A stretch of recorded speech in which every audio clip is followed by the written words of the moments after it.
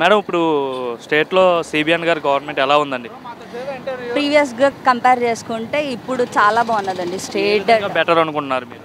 State development కానీ ఏది చూసుకున్నా సరే ప్రీవియస్ గవర్నమెంట్ కన్నా ఇప్పుడు ఇచ్చిన గవర్నమెంట్ వాళ్ళు ఇచ్చిన ప్రామిసెస్ కానీ ప్రతిదీ కూడా ఫుల్ఫిల్ చేస్తున్నారు one by one. We can see ఇప్పటికీ నాట్ మచ్ టైం, బట్ ఈ కొంచెం టైంలోనే వాళ్ళు చాలా చేంజెస్ తీసుకొచ్చారు. లైక్ పెన్షన్స్ కానీ, మన ఐటీ సెక్టర్ చూసుకున్నా, విజయవాడ చూసుకున్న టెంపుల్స్లో కూడా మనకు చాలా చేంజెస్ వచ్చాయి. రీసెంట్గా సీ ప్లేన్ పెట్టారు and we are getting capital right enough, అన్నీ డెవలప్ అవుతున్నాయి. ప్రీవియస్ గవర్నమెంట్లో మనం ఈ 5 yearsలో చూసుకుంటే అంతలా మనకి ఏ డెవలప్మెంట్ కనిపించలేదు. ఇప్పుడు ఈ గవర్నమెంట్ వచ్చాక we can see lots of changes and employments కూడా చాలా పెరుగుతున్నాయి ఇప్పుడున్న గవర్నమెంట్ సెక్టర్స్లో. అంటే ఒక్కసారి లాస్ట్ గవర్నమెంట్లో ఎట్లా ఏమేమి జరిగాయా? మన విజయవాడలో మన డ్రోన్స్ చూసాం, డ్రోన్ సమ్మిట్ జరిగింది, తర్వాత సీ ప్లేన్ లాంచ్ చేశారు. సో ఇట్లాంటి యాక్టివిటీస్ ఏమైనా జరిగాయి గత గవర్నమెంట్? 5 yearsలో మాకైతే ఏం తెలియదండి. ఏ గవర్నమెంట్ రావడం తెలియదు, ఏ కంపెనీస్ రావడం తెలియదు, ఏదన్నా గ్రేట్ ఈవెంట్స్ అయ్యాయి అని తెలియదు. ఇప్పుడు ఈ షార్ట్ స్పాన్లో చూసుకుంటే మనకు విజయవాడలోనే డ్రోన్ జరిగింది, అది మన గిన్నెస్ వరల్డ్ రికార్డ్స్ అయ్యాయి, సీ ప్లేన్ వచ్చింది, ఇలాంటివి చాలా ఉన్నాయి చూసుకుంటే.